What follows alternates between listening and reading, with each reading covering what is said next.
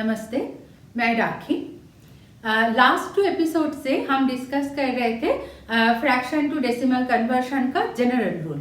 आज भी हम उसी प्रोसेस को डिस्कस करेंगे। आज हमारा डिनोमिनेटर को हम 3 डिजिट नंबर बना लेंगे। उसके पहले हम एक फ्रैक्शन लेते हैं 1/67। ये 1/67 को अगर हम एकाधिकरण पूर्ववर्ती रूल से सॉल्व करना चाहते हैं तो उस रूल के हिसाब से हमें इस नंबर को 9 एंडिंग नंबर बनाना पड़ेगा। उसके लिए हमें फ्रैक्शन को 7 से मल्टीप्लाई करना पड़ेगा। तो 1 into 7 is 7 and 67 into 7 is 420 plus 49 that is 469। अगर हम इसको एकाधिकरण पूर्ववर्ती रूल से सॉल्व करना चाहते हैं तो रूल के हिसाब से हमें 46 को 47 बनाना पड़ेगा और उसके बाद 47 से हमें डिवीजन कंटिन्यू करना पड़ेगा। जो देखिए हमारा वैदिक मेथड से हम जो आसानी से सॉल्व करना चाहते हैं, लेकिन इस फ्रैक्शन को इतना आसानी से सॉल्व करना पॉसिबल नहीं होगा। तो इस तरह का फ्रैक्शन जैसे 1/67 इस तरह का फ्रैक्शन के लिए फिर हम जो general fraction to decimal conversion का जो रूल हम डिस्कस कर रहे थे ऑक्सिलरी फ्रैक्शन मेथड, उसी प्रोसेस में हम इस फ्रैक्शन को सॉल्व करेंगे। ये हमारा प्रोसेस का डिस्कशन हमारा लास्ट 2 एपिसोड से चल रहा है, जिसका लिंक आपको डिस्क्रिप्शन बॉक्स में मिल जाएगा। तो अभी हम सीधा सम को सॉल्व करेंगे।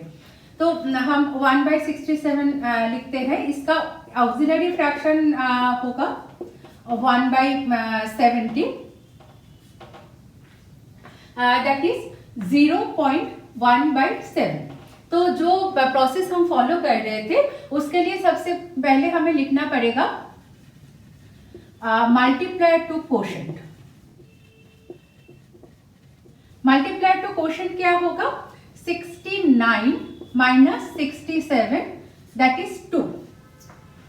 अब हम एक बॉक्स बना लेते हैं, एक चार्ट बना लेते हैं। इसमें आएगा हमारा रिमाइंडर, इसके बाद आएगा कोशेंट, उसके बाद आएगा मॉडिफाइड डिविडेंड। तो अगर हम 7 से 0.1 को डिवाइड करते हैं, सबसे पहले कोशेंट पे 0 आएगा, रिमाइंडर में 1 आएगा। तो मॉडिफाइड डिविडेंड कैसे हम निकालेंगे? 10 plus quotient into multiply two quotient that is 2। तो आंसर आ रहा है 10। अब 10 को हमें 7 से डिवाइड करना पड़ेगा। 7 1 जा 7, यहाँ पे 3 आ गया। अब क्या होगा? 31 प्लस 1 इंटू 2 दैट इज 33। अब 33 को 7 से डिवाइड करेंगे। 4 7 जा 28, यहाँ पे आ गया 54। अब 54 plus 4 into 2, 54 plus 8, 54 plus 8 is 62। अब 62 को हमें 7 से डिवाइड करना पड़ेगा। 7 8 जा 56, यहाँ पे आ रहा है 6।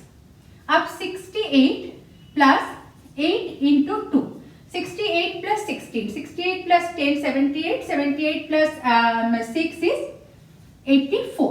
अब देखिए 84 जब मॉडिफाइड डिविडेंड आ गया, अगर हम उसको 7 से डिवाइड करेंगे तो डबल डिजिट नंबर कोशेंट पे आ जाएगा, जो नहीं हो सकता। उसके लिए हम लास्ट वीडियो में हमने ऑलरेडी डिस्कस कर चुके हैं कि उसके लिए हमें कौन सा प्रोसेस यूज करना पड़ेगा। हमें क्या करना पड़ेगा? कोशेंट को 8 इंक्रीज करना पड़ेगा, दैट इज 8 बन जाएगा 9। और ये रिमाइंडर में जो 6 है, ये 6 को हमें माइनस करना पड़ेगा 7 से, that is 6 minus 7, this is coming -1। अब हमारा प्रोसेस क्या होगा? -10 प्लस 9 प्लस 9 इंटू 2। इस प्रोसेस का डिटेल्स डिस्कशन हमारा लास्ट एपिसोड में है, जिसका लिंक आपको डिस्क्रिप्शन बॉक्स में मिल जाएगा। Now 18 plus 9 27 minus 10 is 17। अब 17 को हमें 7 से डिवाइड करना पड़ेगा। तो 7 2 are 14, यहाँ पे 3 आ गया।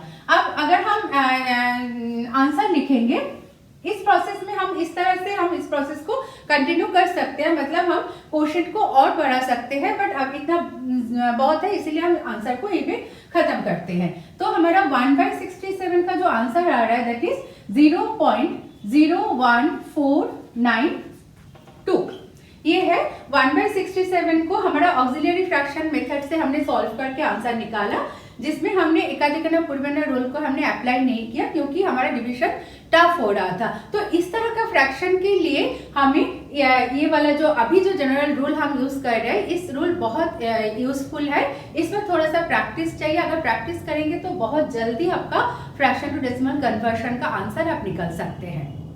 अब हम एक फ्रैक्शन लेंगे जिसमें डिनोमिनेटर होगा 3 डिजिट नंबर।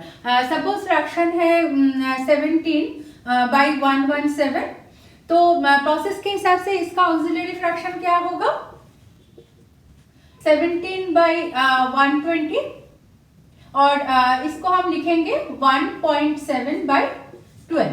तो सबसे पहले हम मल्टीप्लाई टू कोशेंट निकाल लेते हैं, दैट इज 119/117। तो मल्टीप्लाई टू कोशेंट आ गया हमारा 2। तो अब हम डिवीजन शुरू करते हैं। 12 से हम 1.7 को डिवाइड करेंगे, यहाँ पे लिखेंगे 1, यहाँ पे आ जाएगा 5। तो मॉडिफाइड डिविडेंड क्या होगा? 51 प्लस 1 इंटू 2 दैट इज 53। अब 53 को हम 12 से डिवाइड करेंगे। तो 12 4 से 48, 48 को हम 53 से माइनस करेंगे, यहाँ पे आ जाएगा 5।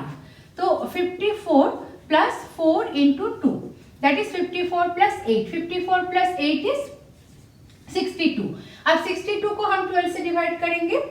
12 5 से 60, रिमाइंडर आ गया 2। यहाँ पे क्या आएगा? 25 प्लस 5 इंटू 2 दैट इज 35। अब 35 को हम 12 से डिवाइड करेंगे। 12 2 जा 24, यहाँ पे आ जाएगा 11। तो अभी क्या हुआ? 112 plus 2 into 2 that is 112 plus 4 is 116। 116 को अगर हम 12 से डिवाइड करेंगे, 12 9 जा 108, इसमें से माइनस करेंगे तो रिमाइंडर आ जाएगा 8।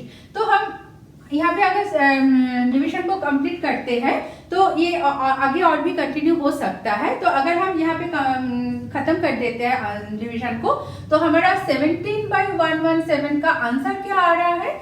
0.14529। आप देखिए यहाँ पे हमारा डिनोमिनेटर जो है दैट इज 117। अब 117 से अगर 17 को डिवाइड करते हमारा नॉर्मल जो कन्वेंशनल रूल है उस प्रोसेस में, तो हमारा डिवीजन कितना टफ हो जाता। अब देखिए ये ऑक्सिलरी फ्रैक्शन मेथड से हमने जो कंटिन्यू किया डिवीजन को, ये कितना आसानी से और कितना जल्दी, सबसे बड़ी बात है कितना जल्दी हमारा टाइम भी सेव हुआ। सिर्फ 12 से डिवाइड करके हमने इस फ्रैक्शन का आंसर निकाल लिया। तो ये प्रोसेस कॉम्पिटिटिव एग्जाम के लिए बहुत ज़्यादा हेल्पफुल है। तो आप लोग प्लीज़ इसको प्रैक्टिस कीजिए, तो बहुत अच्छी तरह से आप लोग आंसर निकाल सकते हैं और जल्दी निकाल सकते हैं। अब हम आज का लास्ट फ्रैक्शन डिस्कस करते हैं। Suppose the fraction is 101/138। ये भी एक 3 डिजिट डिनोमिनेटर वाला फ्रैक्शन है। तो ऑक्सिलरी फ्रैक्शन इसका क्या होगा? 101/140 दैट इज 10.1/14। दैट मीन्स हमें 14 से डिवीजन कंटिन्यू करना पड़ेगा। और मल्टीप्लाई टू कोशेंट हमारा प्रोसेस के हिसाब से क्या होगा? 139 minus 138 that is 1।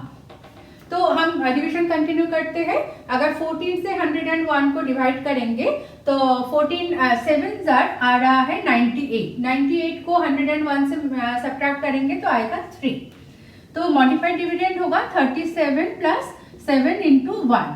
37 plus 7 is 44। अब 44 को अगर हम 4 से डिवाइड करेंगे तो 14 से डिवाइड करेंगे तो 3 इंटू 14 इज 42। यहाँ पे आ जाएगा 2। तो that is 23 plus 3 into 1 that is 26। अब 14 से अगर 26 को डिवाइड करेंगे तो 14 1 से 14, यहाँ पे आ जाएगा 12। तो आ रहा है 121 प्लस 1 इंटू 1 दैट इज 122। 122 को अगर 14 से डिवाइड करेंगे तो आ जाएगा हमारा 8 इंटू 14 इज 80 प्लस 32 112। तो हमारा 8 क्वोशेंट पे आएगा। 112 को अगर हम 122 से सब्ट्रैक्ट करेंगे तो रिमाइंडर आएगा 10। तो now 108 plus 8 into 1 that is 116। 116 को अगर हम 14 से डिवाइड करेंगे तो again it will be 8। 8 into 14 is 112। तो 112 को 116 से सब्ट्रैक्ट करेंगे तो यहाँ पे आ जाएगा 4। तो अगर हम यहीं पे ये फ्रैक्शन टू डेसिमल कन्वर्शन को खत्म करते हैं तो हमारा आंसर क्या आ रहा है, 101/138 का आंसर आ रहा है 0.73188। हमें देखिए इस वाले प्रोसेस में हमें 138 जो डिविडेंड जो डिनोमिनेटर है, बेसिकली हमें अगर फ्रैक्शन टू डेसिमल कन्वर्शन करना पड़ता कन्वेंशनल मेथड में तो हमारा डिवाइजर बनता 138 से डिवीजन करना पड़ता, लेकिन यहाँ पे तो हमने 138 लगा ही नहीं, हमने सिर्फ 14 से डिवाइड करके डेसिमल के बाद इतने डिजिट तक हमने आंसर ले आया और इसमें हमें मैक्सिमम 1.5 मिनट लगा ये सम खत्म करने में। तो अभी आप लोगों को समझ में आ गया होगा कि ये वाला फ्रैक्शन टू डेसिमल कन्वर्शन का जो जनरल रूल हम 2-3 एपिसोड से डिस्कस कर रहे हैं, ये कितना ज़्यादा यूजफुल है आप लोगों के कॉम्पिटिटिव एग्जाम के लिए।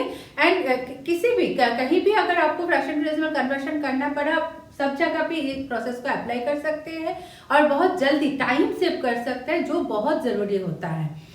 तो ये फ्रैक्शन टू डेसिमल कन्वर्शन का जो डिस्कशन है वो आज हमारा ये लास्ट एपिसोड था उसका।